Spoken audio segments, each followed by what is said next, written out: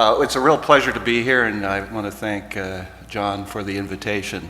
It's a real honor, in fact, to recognize this important anniversary.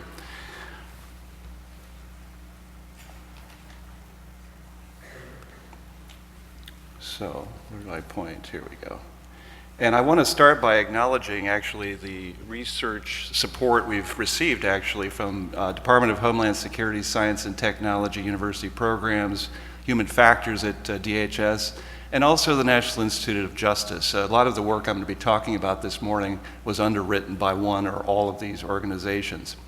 The real topic, though, and to kick this off and think about the social science role, is that if you think about it, on the day after 9/11, we didn't know nearly as much about terrorism and its constructs and its causes as you might think we should have. We had no comprehensive global terrorism database at that point in time, and for some really basically bureaucratic reasons. The US State Department was always in charge of collecting terrorism data for the United States, and because of the way it was set up, it never collected data on domestic terrorism. And now that we've had the ability to collect domestic terrorism data, we realize that basically it's about 9 times more common than transnational. So none of that was being tracked by anybody. We really didn't have very good information also on terrorist organizations themselves. I'm sure there was quite a bit of classified information on individual organizations, but not the kind of scientific, empirical work that has been done by criminologists, for example, on gangs. And we also knew very little. We had very little systematic data on what governments were doing to counter terrorism and how successful these various efforts were. In fact, these three are sort of rank ordered from worst, or from the best to the worst in terms of what we did know the day after 9/11. And just to pause for a second about this and think about, here you are trying to fight terrorism, and you don't really know how much of it is or what its characteristics are. You sort of imagine trying to fight cancer when you don't know how much cancer there is, or trying to deal with unemployment when you don't know how much unemployment there is. My favorite quote to sum where we were the day after 9/11, or maybe the harshest, comes from a British guy who says the following: "Terrorism research exists on a diet of fast food research, quick, cheap, ready to hand, and nutritionally dubious." So it was a pretty grim situation in many ways, even though there were quite a few people in the social sciences that had begun to look at the area. So I want to start really by complimenting NIJ, because NIJ came to our rescue back in 2002 when Laura Dugan and I first stumbled onto a very large uncomputerized database on terrorism. And in fact, NIJ early on ended up funding a variety of very important projects in the social sciences involving terrorism. They funded projects looking at terrorism databases, at improving criminal justice responses to terrorism, at assessing potential high-risk terrorism targets, links between terrorism and other crimes, and terrorist organization structure and culture. And the room's too big for me to tell easily, but I'm guessing some of the people listed on this slide are probably present in the room today. And if they are, I'll thank them if I refer to any of their research in a second. So one of the outcomes for us, because of this beginning NIJ grant, is then we were able to successfully develop a Center of Excellence proposal for the Department of Homeland Security.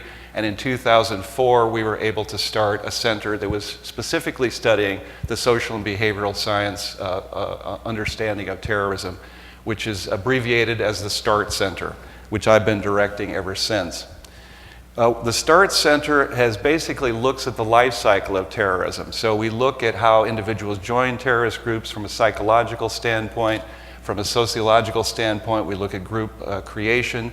Once groups have formed, we look at how they evolve. We look at their trajectories over time. We look at why some groups disappear rapidly and other groups seem to get more dangerous over time.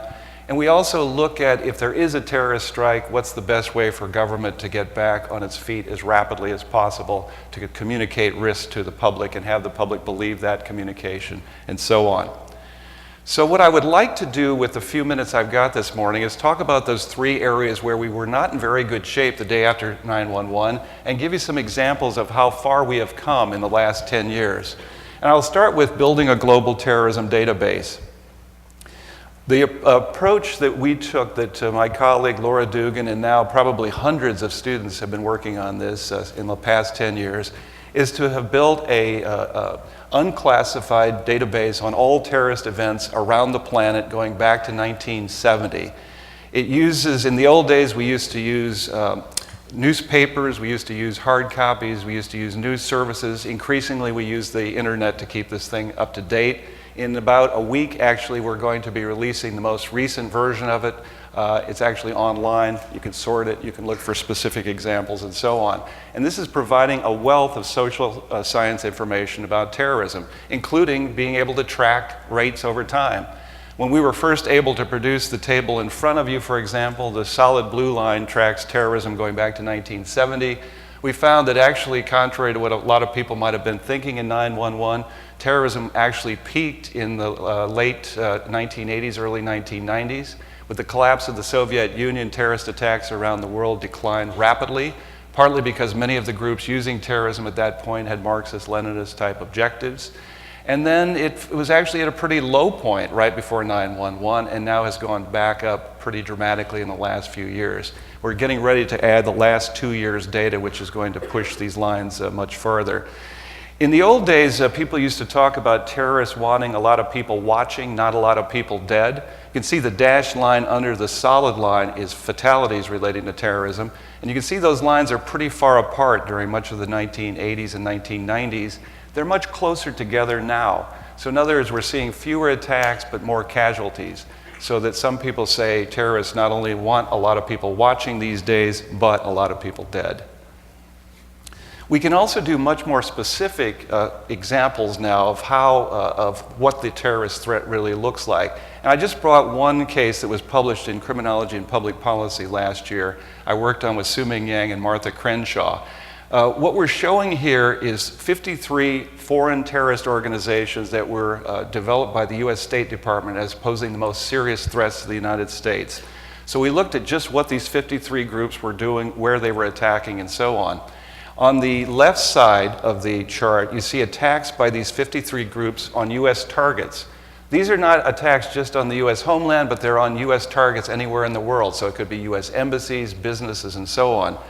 And what was so striking about these findings the first time we were able to generate them is how few of these attacks were actually aimed at the US.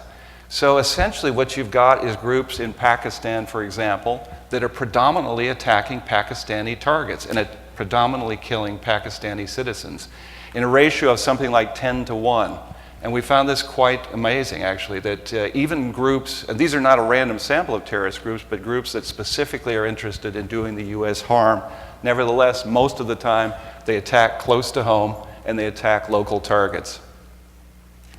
We also were able to look at terrorism attacks by these groups over time using a methodology very familiar to criminologists called trajectory analysis. I don't know if Dan Nagin is in the room today, but I'm sure many of the people in the room use trajectory analysis, and it seems to work pretty well when we apply it to the study of terrorist groups. And we find that attacks against the United States break pretty neatly into 3 waves. You see the green line where you have attacks mostly in the 1970s, and these groups pretty much disappear by the 1980s. You see a purple line where the attacks are mostly from the 1980s and early 1990s and then disappear. And on the far right, you see a red line that's just starting to get some traction. And if we extended these data to 2010, which we're in the process of doing, you'd see that red line being much, much bigger. I also want to point out, though, that where you get these 3 fairly neat waves, you can also see hugging the bottom of the x-axis is a blue line. We call this group sporadic. They're sort of the one-hit wonders. And they're a very interesting group because they're very lethal. They cause more casualties than any of the other groups except for the 21st century group in the red. And they're very hard for us to say much about statistically because they go away rapidly. They only have 1 or 2 strikes before they go away. Just to give you a sense of the underlying groups behind these 3 waves and then the sporadic group, here are some of the key groups involved. I just picked 2 from each case. So examples of the 21st century boom, I think will be a little surprising that Al-Qaeda and the Taliban are the 2 most important groups. From the 1980s, the 2 most important groups were the Shining Path and the Farabundo Marti National Liberation Front. From the 70s, we had the Red Brigades, the People's Liberation Forces, and 2 examples of these sporadic groups that are not as commonly known to everybody but are also quite dangerous are the Popular Liberation Army and the Moro Islamic Liberation Front. So I would argue that we have learned a whole lot about the basic structure of terrorism around the world in the last 10 years. We also have made a lot of progress in terms of understanding terrorist organizations, how they work, how they function, what makes them lethal. And I just have time for a couple of examples. I'm going to start out with a spider-looking construction, which is done by two of our researchers at SUNY Albany, Asal and Rethmeyer. And what they've done is used open sources to track all of the connections between terrorist organizations over time. That big spider-looking thing in the upper left-hand corner is Al-Qaeda. And I don't have time to go into huge detail. And by the way, all of this stuff, a lot of this is on our website if you'd like more information, or if you send me an email, I'd be happy to share it. But one of the key things we're finding about networks is they're a little bit like business organizations. The better networked organizations are, the more likely they are to target the United States, and the more likely they are to have lots of fatalities. And just to cut to the chase, we found that 11% of terrorist groups are responsible for 70% of fatalities, and they are the ones that are best networked. And we're actually finding a very interesting parallel for just groups in the United States. Better networking seems to work in terrorism just like it does in the business world. We also can take this kind of information and start to do some predictions about which groups turn to terror. Fortunately, many groups with grievances pursue those grievances in nonviolent and legitimate ways, but unfortunately some do not. This project, which is headed by John Wilkenfeld at the University of Maryland, looked at organizations around the world and why they turn to terror. They found that organizations with a democratic ideology are less likely to turn to terrorism.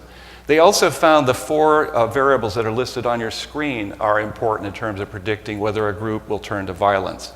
If they have a separatist cause, so in other words, they're trying to get their own territory. If they use rhetoric justifying violence. And I found this remarkable based on criminology. You know the old Jack Katz book that in a bank robbery, the bank robber always declares that this is a robbery, as if you didn't know that it was a robbery. In every single case he looked at, somebody says, this is a robbery. It turns out that terrorist organizations are like that too. If they tell you they're going to use violence, by gosh, they tend to use violence. We also found if they have foreign support, I mean, this explains in large part why a huge drop-off in certain kinds of terrorism with the collapse of the Soviet Union, and also state repression tends to move groups towards violence. You take all these factors into account and you take groups with a democratic ideology, there's an 89% likelihood of engaging in terrorism when all of those characteristics are present. Let's turn it now specifically to terrorist attacks in the United States from 1970 to 2010, and this is work being done right now by Brent Smith and Kelly Damphus, who are actually have been supported over the years by several NIJ grants. This shows a heat map of terrorism in the United States. It's a little misleading because, you know, western counties tend to be bigger. It doesn't mean that there's a lot more terrorism in the West. It means that we have bigger counties in the West. But if you divide the kind of terrorism that we have to be concerned about in the West, and I've done it somewhat crudely here, where we're looking at left-wing, right-wing, and international attacks, we find striking differences across the country in terms of where these threats are likely to happen. Among all attacks against the United States, and we're counting around 3,000 going back to 1970, international attacks are much more likely to be found here in the Northeast, left-wing attacks are more likely to be found in the Midwest, and right-wing attacks in the South. And I've got another slide that demonstrates this perhaps a little more clearly. You can see the Northeast, the blue is international attacks. The vast majority of international attacks, like the 9/11 attack, take place in the Northeast. You can see the left-wing attacks are concentrated in the Midwest and to a lesser extent the West, and the right-wing attacks are especially concentrated in the South and to a lesser extent the West. So we can do a lot more of these sorts of detailed social science profiles of terrorist organizations, both globally and in the United States. We also can take this work and start to look at the important dependent variable. One of the things about organizations that are set up to look at terrorism, like the CIA, like the State Department, is they often concentrate on just half the dependent variable because that's their job. They concentrate on terrorist organizations, but they don't concentrate on groups that could have been terrorist organizations, but for whatever reasons were not. So groups with grievances that did not turn to violence. And you can see this work from Steve Chermak and Josh Freilich, who've also been funded in the past by NIJ, that there are some important differences in U.S. white supremacist groups in terms of whether they use violence or not. And some of them are not entirely expected. For example, those that use violence tend to be much more narrowly focused on racial ideology. Those that use nonviolence have a much broader perspective. You can see as you go through this list some important differences in terms of countering this particular form of violence. So I think we've learned a whole lot about groups and how they're put together and what makes them more dangerous over time, why they disappear, why they get more violent, why they attempt to acquire sometimes more serious weapons. So let me turn to a third category.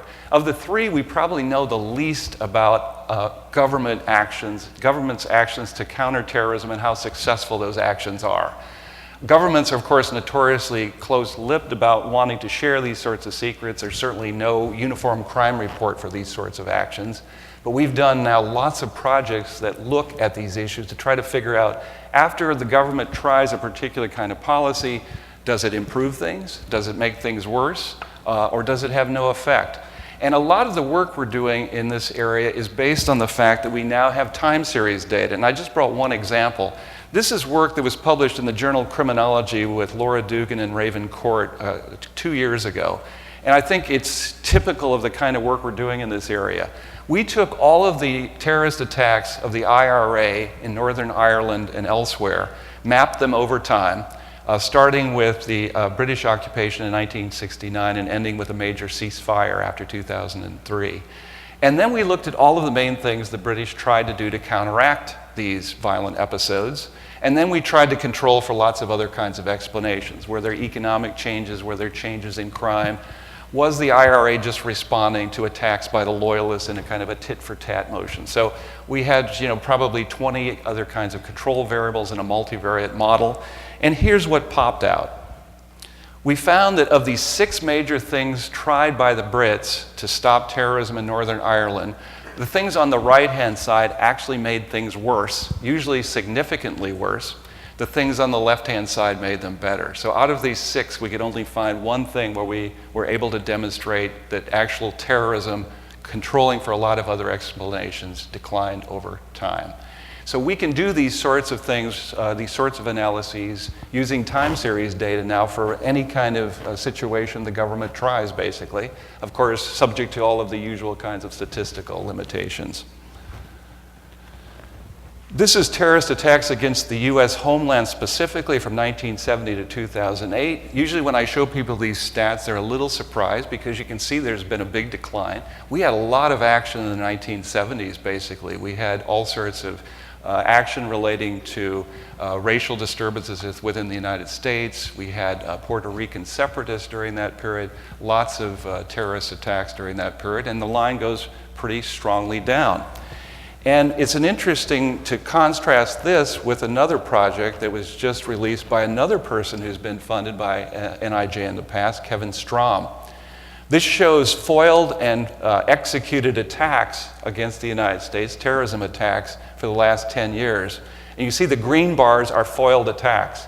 So there's been a real change in what's been happening with regard to foiling attacks against terrorism. Part of the reason the executed terrorism line goes down in the previous slide is a lot more cases are going from executed to failed or foiled over time. So that's one of the big stories, which has meant big changes in terms of how we intervene in terrorist cases.